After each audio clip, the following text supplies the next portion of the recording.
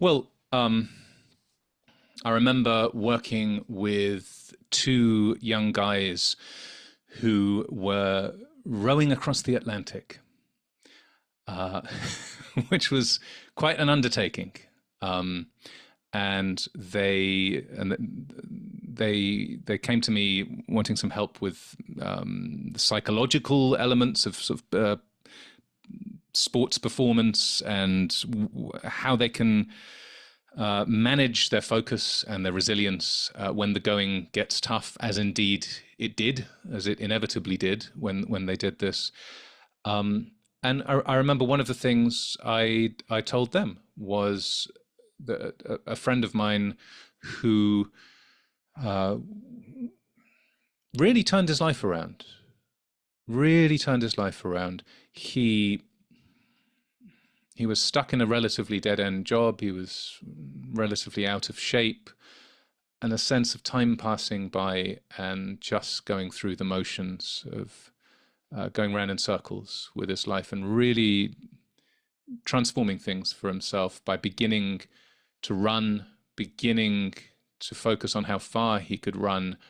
And bit by bit, his body changed, and bit by bit, he found he could go further, and bit by bit, his values changed. Because the funny thing is, the more you run, the more you exercise, the more you realize that actually the binge drinking and the hangovers and the being out of shape, they start to lose their interest after a while. That there's a different beauty and high to seeing the landscape around you and to just going a bit further every day. Now, this guy became an ultra marathon runner. He ran all around the North York moors. It was 130 miles approximately, all in one go, which is, it's a rare thing to do. Plenty of people sign up for half marathons and marathons, but going just on and on and on, running through the night with a head torch, when your body is telling you it can't go any further, what do you do?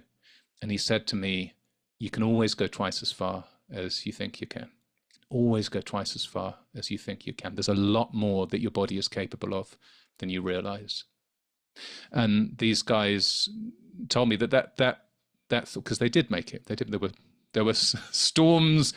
Elements of their boat fell apart. There were lots of obstacles along the way. But that message, you can always go twice as far as you think you can. It stayed with them, and stories like that stay with us. I've remembered that at times when I've been stuff to do with the gym, stuff to do with karate, stuff to do with physical stuff that I do. But when the body's saying, I can't, there's nothing left in the tank, there's nothing left in the tank. Well, hold on, take 3 breaths.